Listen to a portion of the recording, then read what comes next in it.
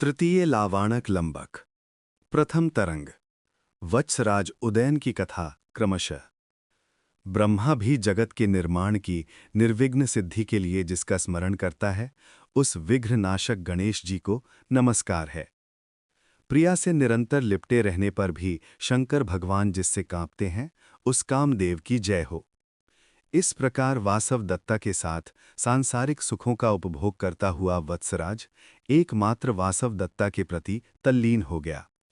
राजा का प्रधानमंत्री योगंधरायण और सेनापति रोमणवान दोनों राज्य भर का भार वहन करते थे, राज्य कार्य चलाते थे।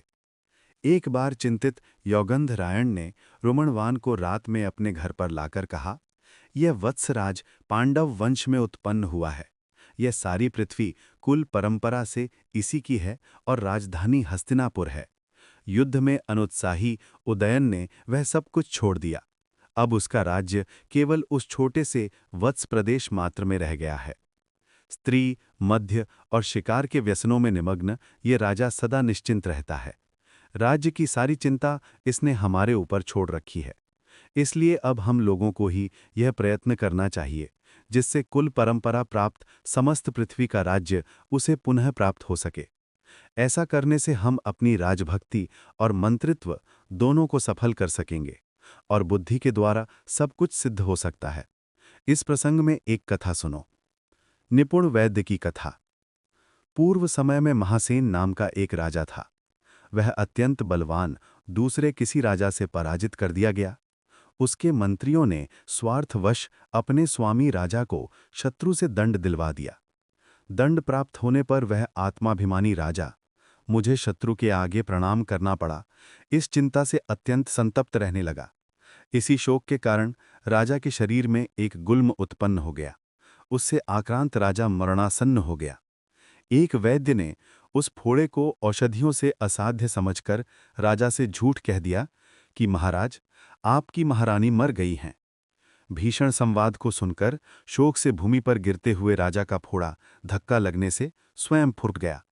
फोड़ा फूट जाने से राजा धीरे धीरे स्वस्थ होकर रानी के साथ सांसारिक भोगों का उपभोग करता हुआ पूर्व शत्रु पर विजय प्राप्त कर सका। उस वैद्य ने अपनी बुद्धि से उस अवसर पर जिस प्रकार राजहित का साधन किया था, उसी प्रकार हम लोग भी करें। हमारे पृथ्वी विजय करने में सबसे बड़ा बाधक मगध का राजा प्रद्योत है, जो हमारे पीछे का राजा है। आगे हम विजय करने चल पड़े, पीछे से वही हमारे मूल राज्य पर ही कब्जा कर ले, ऐसा संभव है। उससे हमारा प्रेम भी नहीं है, वह अवश्य क्रोध करके आक्रमण कर देगा। इसलिए उसकी कन्या पद्मावती है, जो कन्याओं में रत्न है, उसे हम वत्सराज के लिए मांगते हैं। वासव दत्ता को बुद्धिबल से कहीं छिपाकर निवास स्थान में आग लगाकर कह देंगे कि वासव दत्ता जल गई। वासव दत्ता के रहते मगधराज अपनी कन्या उदयन को ना देगा।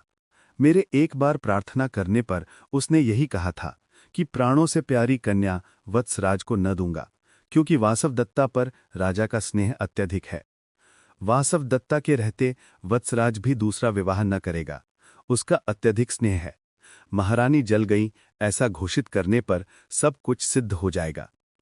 पद्मावती के साथ वत्सराज का विवाह हो जाने पर संबंधी मगध नरेश पीछे से आक्रमण न करेगा, बल्कि सहायक ही बनेगा।